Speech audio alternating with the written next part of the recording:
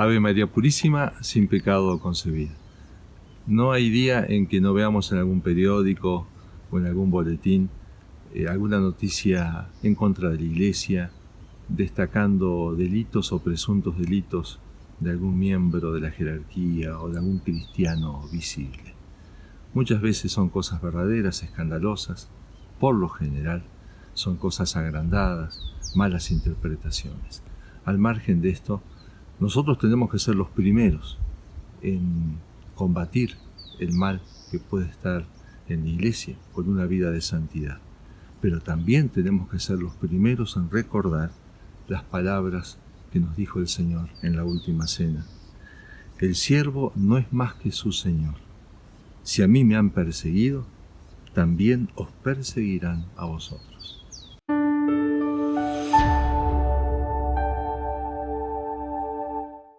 Santa Teresa de Jesús, después de una vida muy intensa, una mujer tan santa y tan combativa también, al final, ya momentos antes de morir, pronuncia estas palabras: al fin muero, hija de la Iglesia.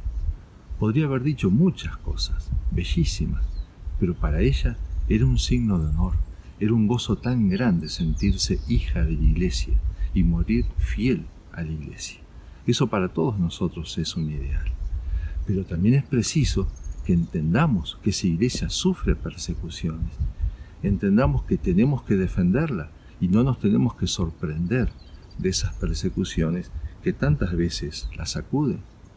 San Juan Bosco, de quien quiero especialmente tomar unos textos en este día, él también con un gran amor por la Iglesia, en tiempos donde era muy atacada, él decía: toda fatiga es poca cuando se trata de la Iglesia y del Papa.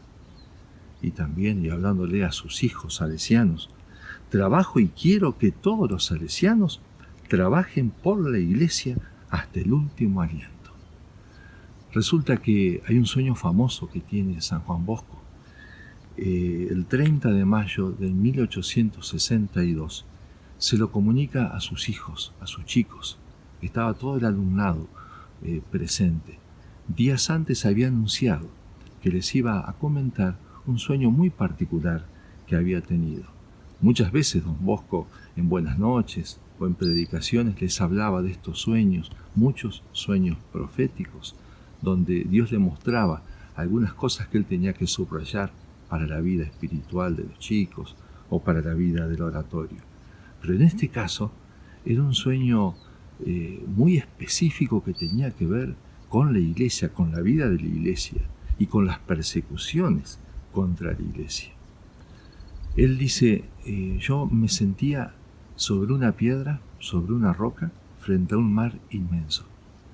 En ese mar se distinguía un barco muy grande, capitaneado por el Papa, era el barco de la Iglesia, varios barcos pequeños que rodeaban a ese barco grande y un sinfín de barcos enemigos con puntas de acero en la proa, lleno de cañones, de armas, y agrega también don Bosco entre esas armas libros, lecturas malvadas contra la Iglesia. Todos esos barcos enemigos empiezan a atacar al barco de la Iglesia. Los pequeños barcos que rodean el barco grande del Papa tratan de defenderlo, pero sin mucho éxito. Había momentos donde las olas y el viento parecían favorecer a los enemigos, que se acercaban con cada vez mayor atrevimiento. Y dice don Bosco, para sorpresa, en un momento ve surgir desde la profundidad del mar dos grandes columnas. Era como la respuesta del cielo a esta situación. Dios hacía surgir dos grandes columnas. Una donde estaba la estatua de la Virgen Santísima, con un gran letrero: María, auxilio de los cristianos. La otra columna, más grande todavía, se encontraba una hostia santa, con la inscripción al pie: salvación para los que creen. Hay un momento de calma aparentemente en la batalla, pero después la batalla se retoma, recrudece. El Papa empieza a ser cada vez más activo en tratar de llevar el barco de la iglesia hasta ubicarlo entre las dos columnas. El Papa se daba cuenta, son las columnas que el cielo ofrece para protección. De las columnas estaban atados, bien amarrados, anclas. Entonces la idea era tratar de anclarse a esas dos columnas. Los barcos enemigos insisten, tratan de hundirla. Algunos atacaban, dice Don Bosco, con libros malos, otros con escritos malvados en los periódicos. Pero no podían detener la marcha de la iglesia que iba a colocarse entre las dos columnas. La lucha era cada vez más intensa, más dura. Los enemigos entonces se proponen atacar con armas cortas, dice Don Bosco. Dice insultos, golpes, maldiciones, calumnias, y así siguió el combate. Resulta que en un momento el Papa cae herido. Se levanta, vuelve a caer herido y muere. En ese momento, dice, un grito de victoria resonó en todas las naves enemigas y el gozo de los contrarios era inmenso. Era gozarse en la inminente para ellos destrucción, el inminente hundimiento de la iglesia. Pero resulta que los otros pilotos se reúnen, eligen un nuevo pontífice, el cual retoma el timón de la iglesia y lo sigue ubicando entre las dos columnas. ¿Cuál fue el efecto inmediato? Los enemigos comienzan a desanimarse. Don Bosco no da detalles, no pretende estar anunciando situaciones apocalípticas o proféticas con detalles de fecha, de nombres. Sin embargo, insiste, esto es la vida de la iglesia, estas son las persecuciones de la iglesia. E insiste en esta idea, cómo el enemigo se desanima cuando ve que la iglesia, a pesar de todo, continúa en torno al Papa y tratando de protegerse en medio de estas dos columnas. El nuevo pontífice, manejando muy bien la nave, dice Don Bosco, la llevó hasta colocarla entre medio de las dos columnas. Con una cadena amarró la proa, la parte delantera del barco, a la columna de la hostia santa. Con la proa, la parte de atrás, la amarra fuertemente a la columna de María Santísima, de María Auxiliadora. Entonces se produjo una gran confusión. Todos los barcos que habían luchado contra la nave capitaneada por el Papa se dieron a la fuga, se dispersaron, chocaron entre sí y se destruyeron mutuamente. Los barcos que habían permanecido fieles al Papa se acercaron a las dos columnas y se amarraron fuertemente a ellas. Hasta ahí más o menos, resumidamente, este extenso sueño que les predicó Don Bosco a sus chicos. Un par de explicaciones para sacar provecho para nuestra vida personal y para nuestra vida de hijos de la iglesia. Los barcos atacan y eso, claramente dice Don Bosco, eso representa las persecuciones que le llegan a la iglesia católica. Y esto sí lo anuncia, a la cual le van a venir terribles peligros y ataques de enemigos.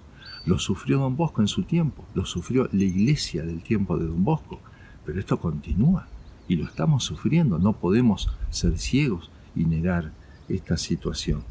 Pero por otra parte, nos sostiene una fe, no el sueño de Don Bosco. Por encima de eso, nos sostiene la palabra de Jesucristo en el Evangelio. Tú eres Pedro, y sobre esta piedra edificaré mi iglesia, y las puertas del infierno no podrán prevalecer contra ella. Esta es la gran seguridad y confianza. Y esto desanima al enemigo. Cuando el enemigo, cuando los demonios, cuando los hombres que le sirven, ven a la iglesia que a pesar de sus pecados y miserias quiere ser fiel, y a los hombres de iglesia que siguen siendo fieles y que siguen siendo dóciles y obedientes a la iglesia y al Papa, entonces el enemigo, aunque con una gran furia trate de atacar, pero también se desanima, no puede entender, no puede entender esa vida de la Iglesia, esa fortaleza y esa fidelidad de los hombres de la Iglesia. Por eso, don Bosco le recomendaba a los chicos: huyan también de los que hablan mal de nuestra santa religión, critican a los ministros sagrados y sobre todo que critican al romano pontífice, vicario de Jesucristo. Lo mismo que el que censura la conducta de su padre es un mal hijo. Así que el que censura al Papa, padre de los cristianos extendidos por todo el mundo, es un mal cristiano.